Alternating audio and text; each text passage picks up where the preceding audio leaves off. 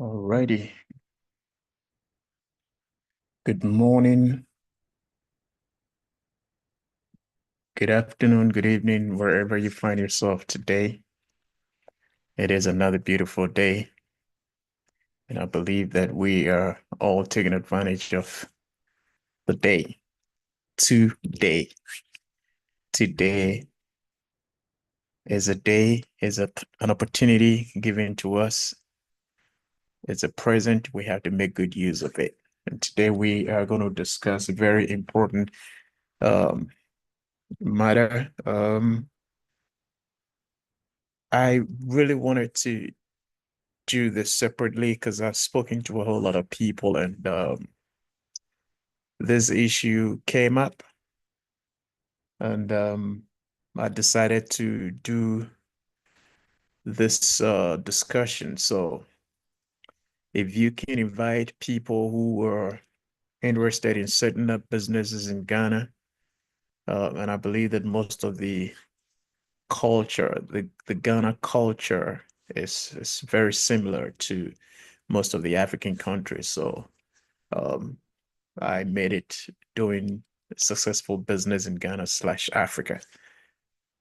So we would be able to discuss and equip ourselves with some information and some resources to be able to do successful businesses in Ghana and in Africa.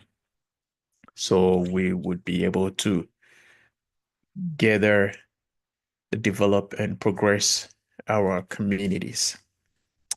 With that being said, you're welcome to Leadership Academy, and today we are going to deviate a little bit from the usual topic, which we started a couple of weeks ago about resetting our minds. This is also part of resetting our minds, but in a different direction, slightly different direction. So, um, again, as I said, you can invite people who want to set up businesses, people who are interested in doing business back home, um, in Africa, in Ghana, to be a part of this discussion. We know we hear most of the time when you interview, um, especially let me use Ghana as a case in point, because like I said, most of the things other people from the other parts of Africa can relate to some of the things going on in Ghana. But anytime you talk to people um, from Ghana who are even living in Ghana, let me not limit it to those living outside of Ghana, but even those living in Ghana, about setting up businesses. One narrative runs through all their discussions and their conversations about the fact that people are not honest in Ghana. When you try to do business with people, they try to steal from you, they try to dupe you, they try to collapse the business, and a whole slew of um, unpleasant things about the Ghanaian worker or the Ghanaian employee. And sometimes people want to blame it all on the people, the employees. They are this, the employees are that, the employees don't do this, the employees don't do that.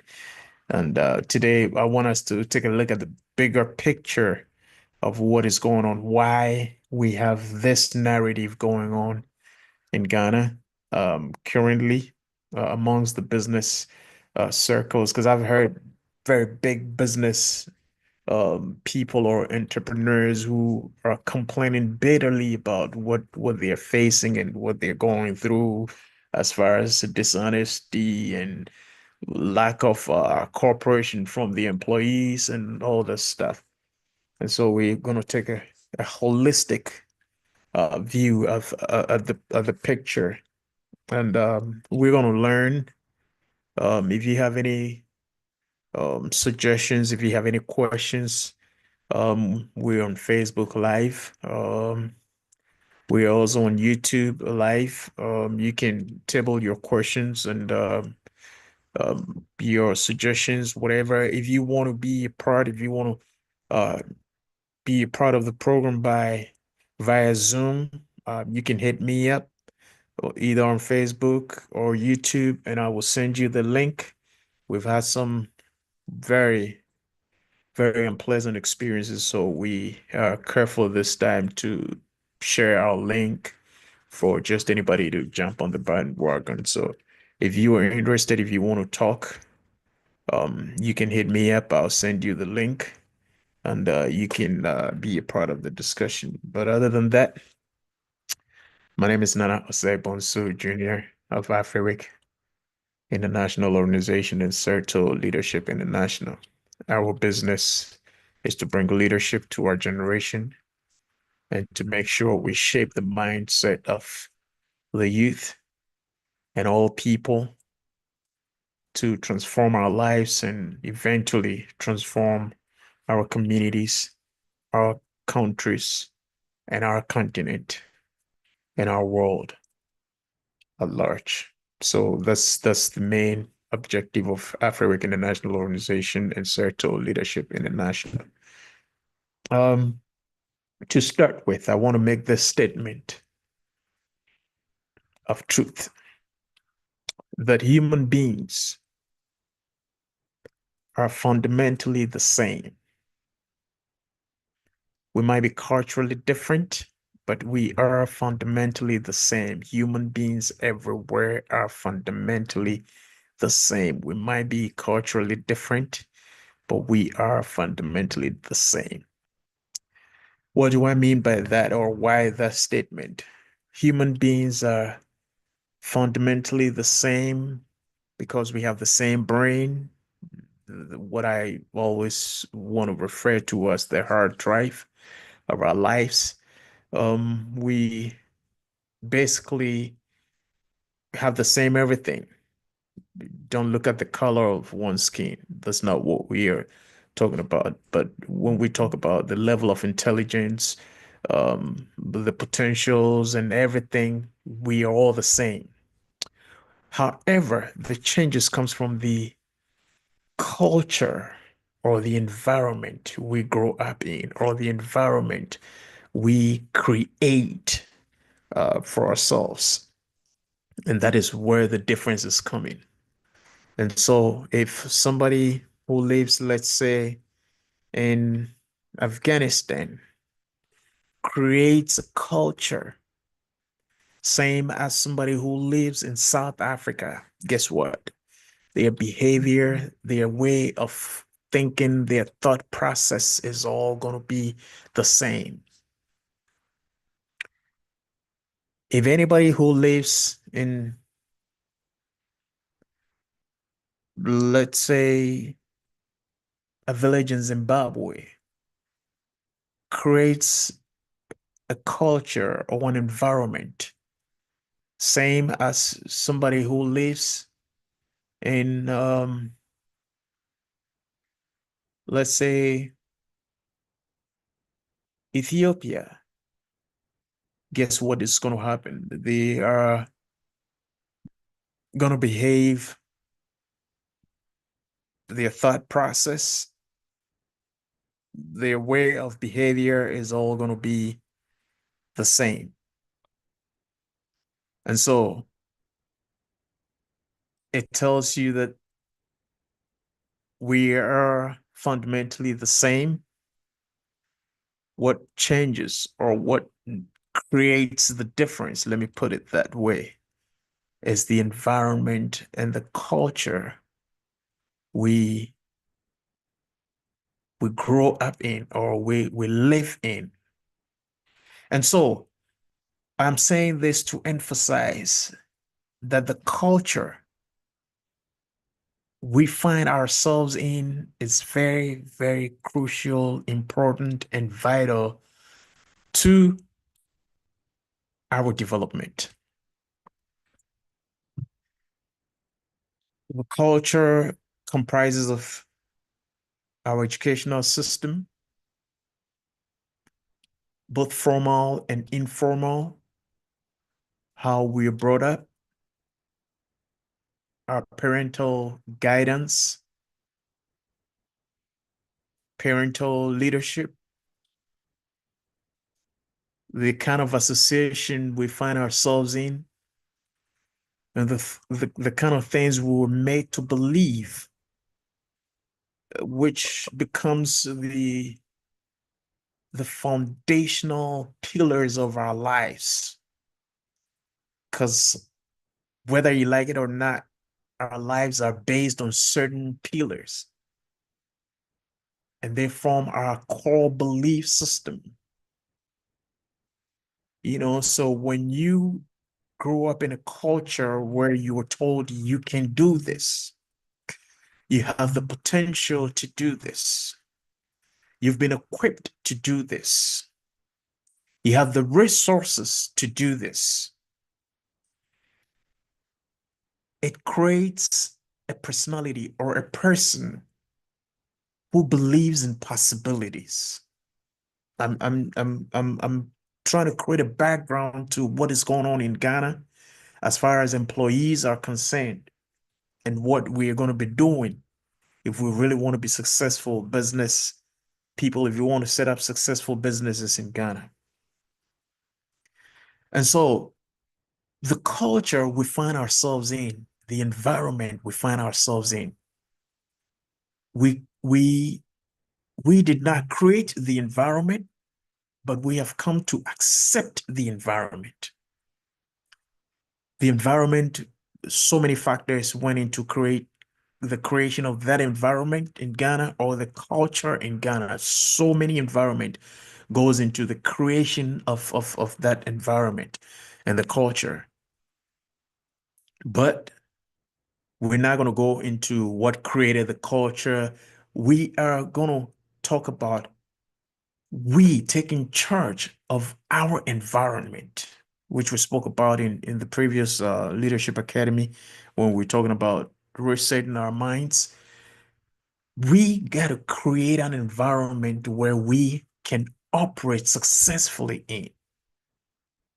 And so the environment that has been created in Ghana, which is causing some of these issues of not getting honest employees, not getting hardworking employees, and all this stuff. It is because of the culture we find ourselves in, the culture that has been created, the culture we grew up in, or the culture we are growing up in, the culture we live in. That is what informs our actions. And so when you look at people being dishonest, I want to take a look at 5 areas which I listed down when I was preparing to talk about this issue. 5 areas within our culture which has created this attitude of employees not being trusted, employees not being honest within our culture or within the Ghanaian circuit where businessmen and entrepreneurs complain about. Let me say this. However, we have very honest employees. We have employees who work hard um, within the same environment. And like I said, the culture of the people, when you accept a certain culture, when you embrace a certain culture, that informs your action. And so, even though we may have a unifying or a uniform culture, some people create a culture within which they live in and they want to practice and believe within that particular space of culture they have created for themselves.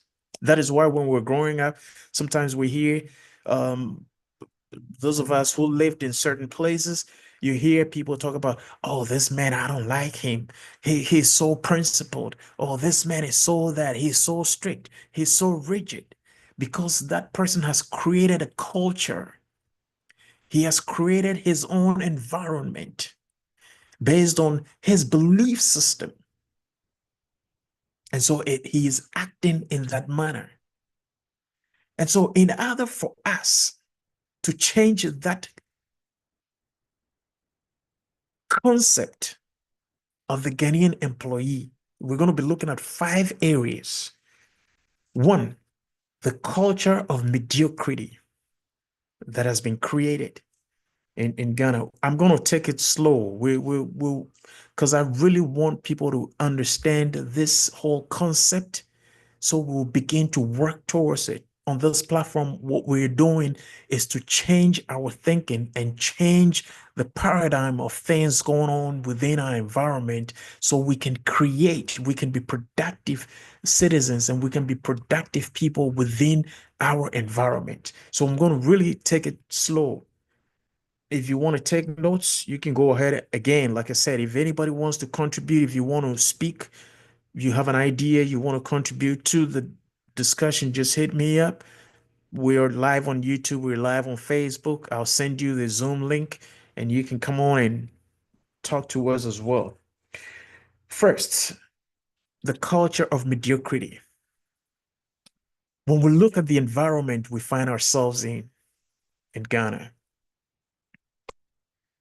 the genre I'm talking about, I know people have created specific cultures. That's not what I'm talking about. I'm talking about the general culture that has been created, which is the culture of mediocrity.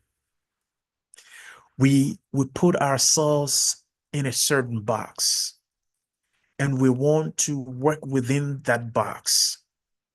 Okay. And so the moment we hit the top of that box, we find ourselves complacent. We are okay.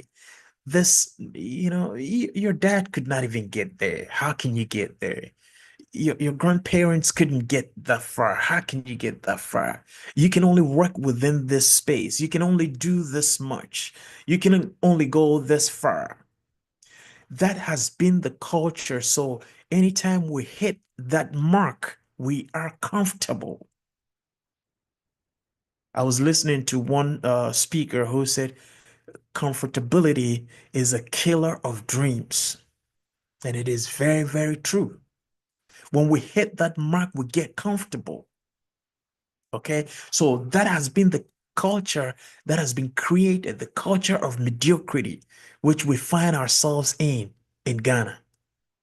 And so when you create a culture of mediocrity, how do you expect an employee to go beyond and create that or meet the expectations within your mind or the expectations within which you want to create that company or within which you want to set up that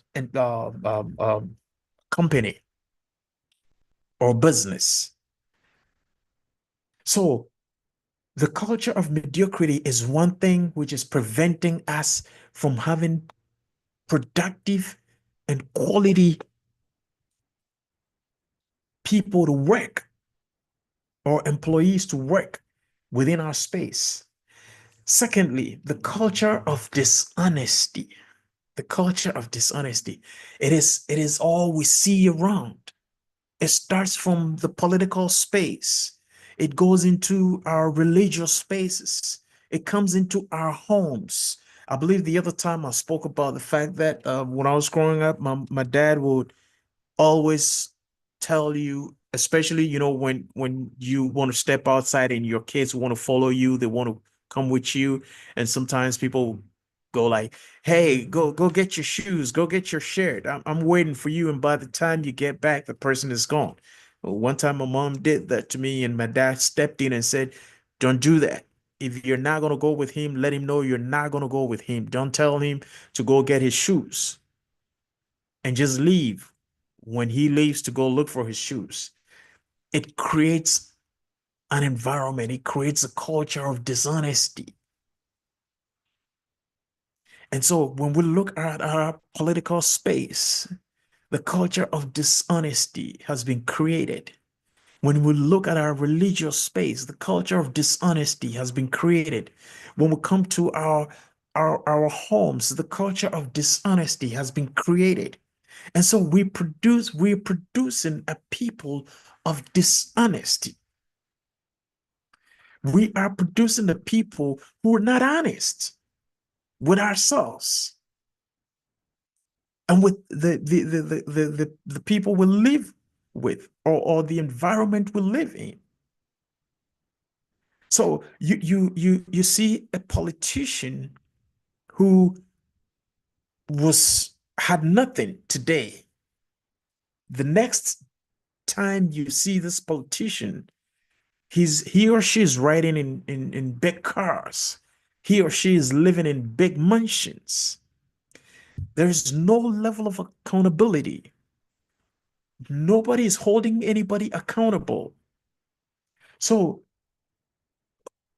when I live in an environment of that nature, where I see people get rich instantly overnight through certain means, what is the culture you think you are creating for me to operate in? So, some time passed. Honesty was a virtue we all covet. I remember when I was growing up, we knew a few people around where we're proud of their achievements. We talk about, oh, this man was so honest. He was offered XYZ and he refused because of his principles. And we praise such a person within our community. And individually, whilst we're growing up, we aspire to be like such a person. You know, is it the same today when we take a look at the environment within the space we are operating or we are living in Ghana? So the culture of dishonesty has been created. That is number two, where people are not honest with themselves. They're not honest with other people. They're not honest with their neighbors. Politicians are dishonest.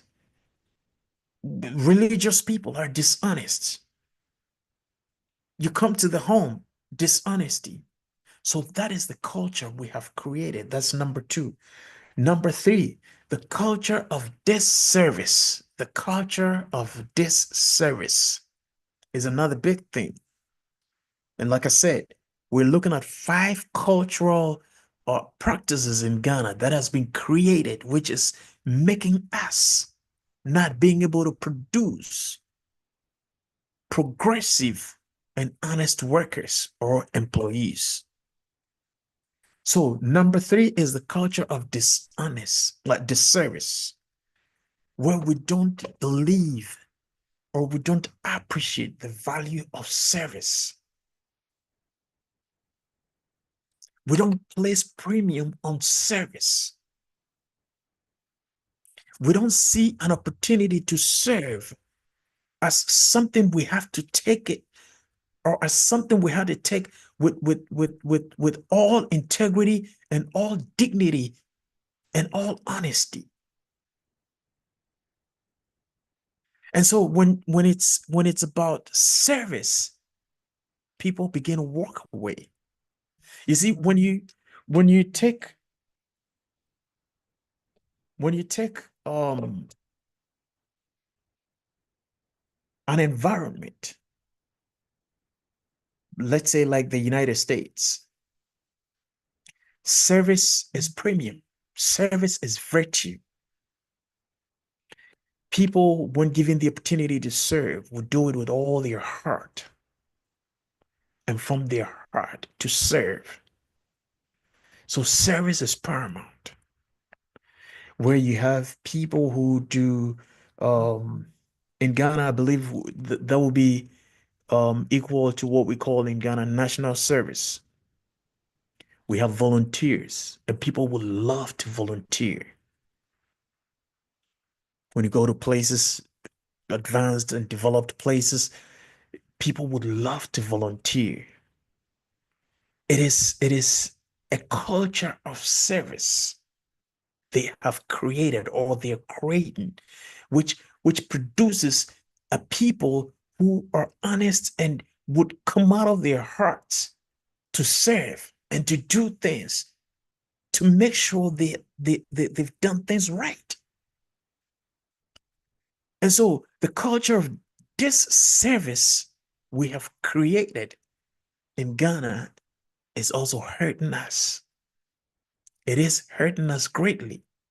So anytime people have the opportunity to serve, they look out for what's in it for me. I remember some years back when my team um, went to Ghana. Um, we went to Ghana, let me put it that way. Uh, our organization went to Ghana and we were going to the radio stations to seek for sponsorship for our youth leadership summits. And we went to one of the radio stations. We spoke to a couple of people and we were directed to this gentleman. And when he came out after we spoke to him about our mission, the first question is, what's in it for me? What's in it for me? That is the culture we have created. People are looking for an opportunity to get something for themselves. People are looking for an opportunity to create or to gain financially, to gain materially from whatever service they have to offer. That is the mindset. What is in it for me? So the culture of this service is hurting us greatly. That is number three. Number four is the culture of lawlessness. The culture of lawlessness. One of the things we got to understand, which I keep hammering and talking about every time, is that everything in life operates on laws. Everything in life, everything in life operates on laws. There are certain principles operating everything in life. Waking up in the morning has a law to it. Being healthy and living a productive life has a law to it. We eat to be energized. We eat to replace our nutrients. That is a law. That is a principle. And so you cannot just fill your belly with just anything. That is why when you're thirsty, you don't just drink anything, but you go for water because that is the law to kill your thirst. You need water. It's a law. And so, whatever entity we find ourselves in, whatever space we find ourselves in, the first thing we got to ask ourselves is what is the law operating within this space, within this entity? Let's find that law. And so, because of the lawless culture we have created, we don't allow laws to operate, we don't allow laws to work. Even the laws we have even created for ourselves, we violate them with impunity. The laws of nature, we violate them with impunity. So until we make law a virtue, law paramount, law, you hear people make statements like, no one is above the law. It is a statement of truth. But we have created a culture, an environment where some people are above the law. We call some people the untouchables. Some people do stuff and get away with it. And so if we create such an environment, if we create such a culture, how do you expect to produce a people of honesty, a people of integrity, a people whose heart and minds are filled with an attitude of service? It's not going to happen. It's not going to happen. There's a statement which goes like this: monkey see, monkey do. Monkey see, monkey do. So when we create a culture of lawlessness, employees are going to be lawless. And remember, I said human beings are fundamentally the same. If you move people from Holland, kids, let me put it that way. When you move kids from Holland into the Ghanaian culture, guess what? They're going to end up behaving just like the Ghanaians. Why? Because the culture dictates the way they behave. The environment dictates the way they behave. And so sometimes people go like, oh, when you find Ghanaians in the United States, when you see Ghanaians in Britain or wherever, they work hard. They only always go by the law. Yes, because that is the culture. That is the culture. You cannot do otherwise by living according to the culture of the environment you find yourselves in. And so, come to think about it, when you move a people from Ghana to, let's say, London or to the United States, and their way of doing things change, does it not inform you of something? Does it not tell you that they have been transported into a different culture, into a different environment? Because the culture creates the attitude. The culture creates the attitude. And so when we create a culture of lawlessness, we're going to get a people who are lawless. We're going to get employees who are lawless. And the last one I want to talk about is the culture of a lack of reward and consequences. The culture of a lack of reward and consequences. This is another killer. This is another killing culture of businesses. So these five cultures I have created or I have listed gives you an idea why we have the kind of employees we have in Ghana, why we have the kind of employees we've produced over time in Ghana, where you got people complaining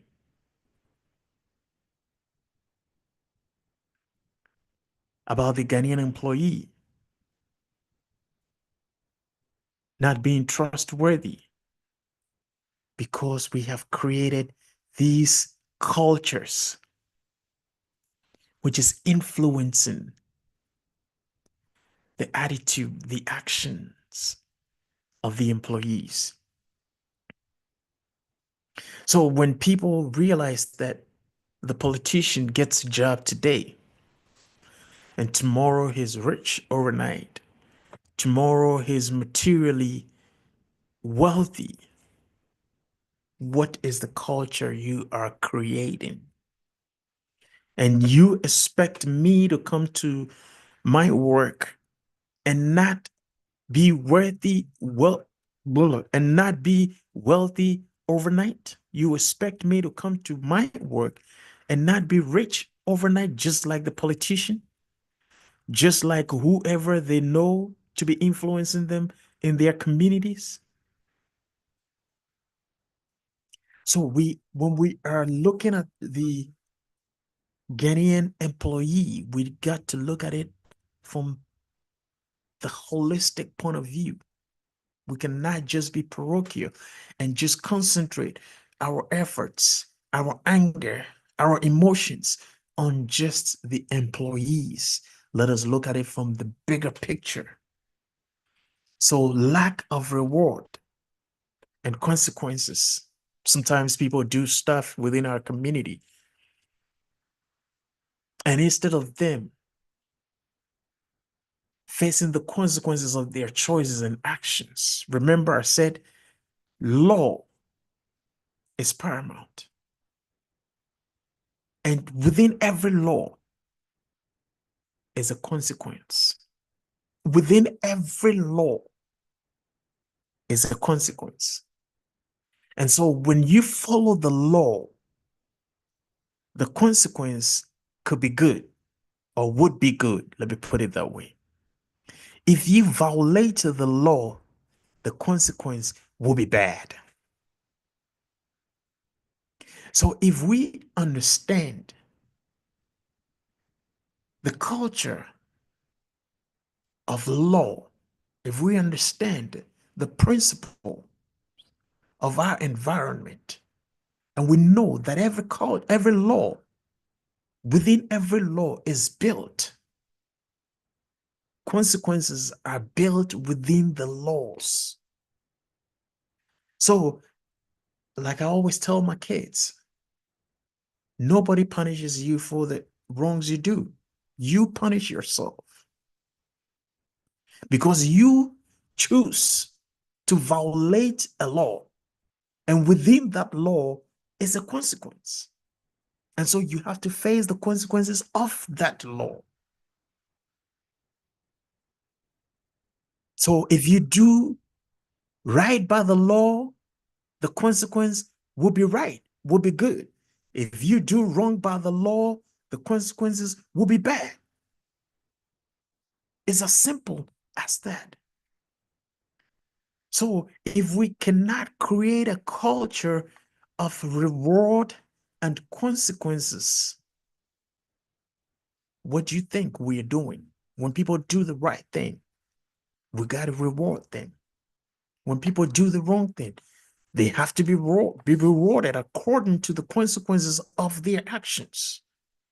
And sometimes what do we see?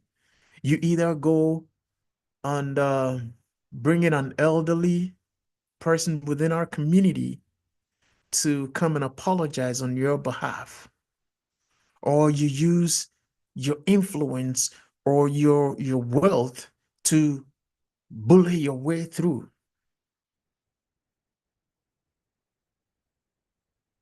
We got to learn to create a culture of reward and consequences.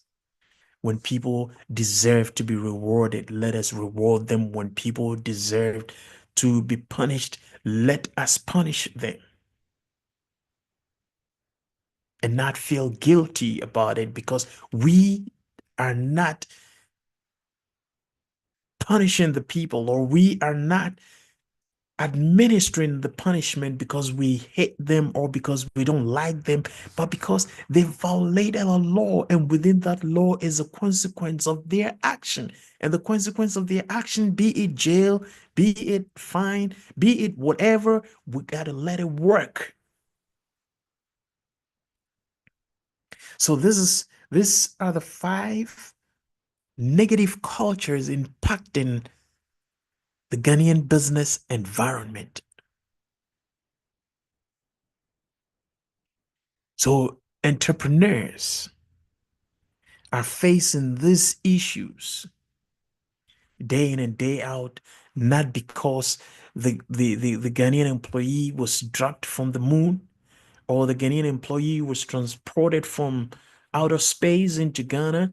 It is because the Ghanaian employee is a product of his culture or the product of her culture. That is what is going on. And so we got to understand the culture and the environment we live in. I'm trying to see if I can break this into 2 different sections, but I think I would do that. I think I would do that. So I'm going to close the curtain on the cultures we have created, which is influencing the actions and the attitude of the Ghanaian employee.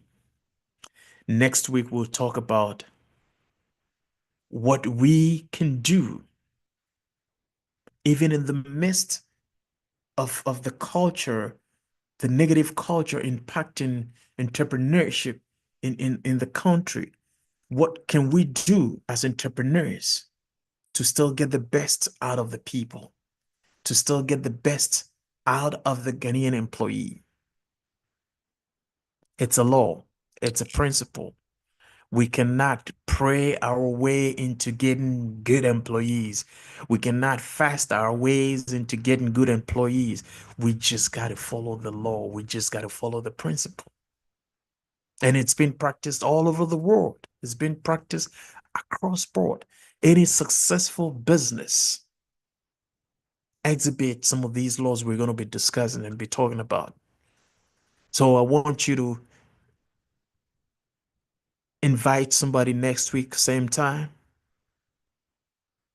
I know is a time for analyze this, but we're going to dedicate these 2 weeks for to address the issue of entrepreneurs in Ghana and anybody who is planning to go set up businesses in Ghana. We want to dedicate this time to resource ourselves and be able to equip ourselves with the understanding of the environment we're going to invest in and the environment we want to set up our businesses and how to deal with the people and how to get the best out of the people. Because remember, I said from the beginning that human beings are fundamentally the same. What changes the difference? We are environmentally different, but we're fundamentally the same. On this note, let me go to Facebook and see if I have any questions. Da, da, da, da, da, da, da, da.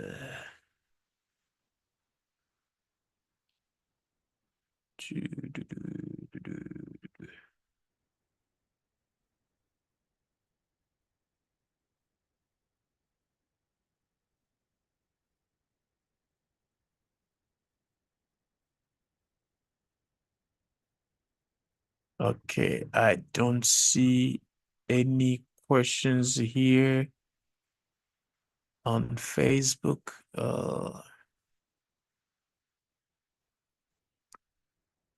Okay, Celestine, Boche. Okay, if you want to do your business, please, not at this time. Please, not at this time. I don't want to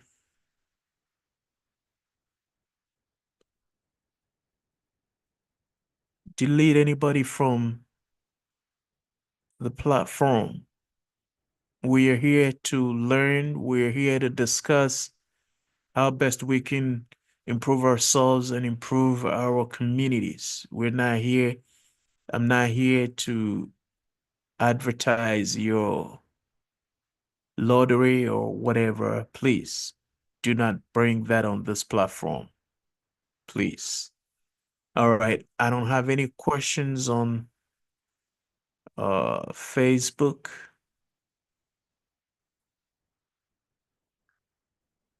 Let me go on YouTube and see if I have any questions.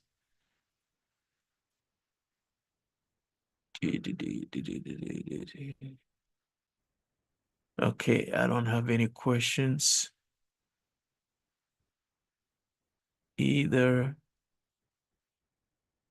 All right, so I am going to draw the curtains here on how to um, do a successful business in Ghana.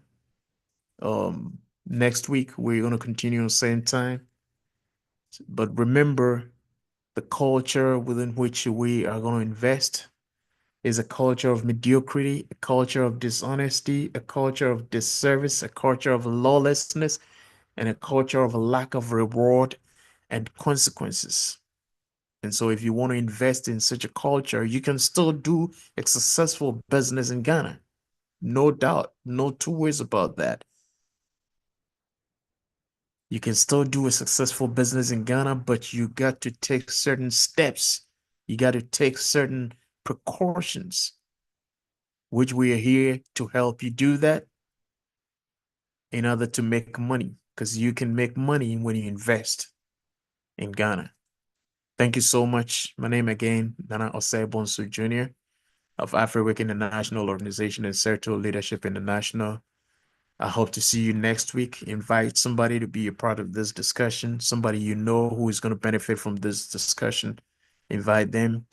And if you want to be a part, if you want to talk, if you want to contribute via Zoom, again, just hit me up and I will send you the link and we'll be able to have you on board to share your opinion or your questions verbally, whichever way you want it. But once again, I want to thank you for your time. Same time next week. Let's meet here to discuss issues that will transform our lives and transform our environment. Bye bye.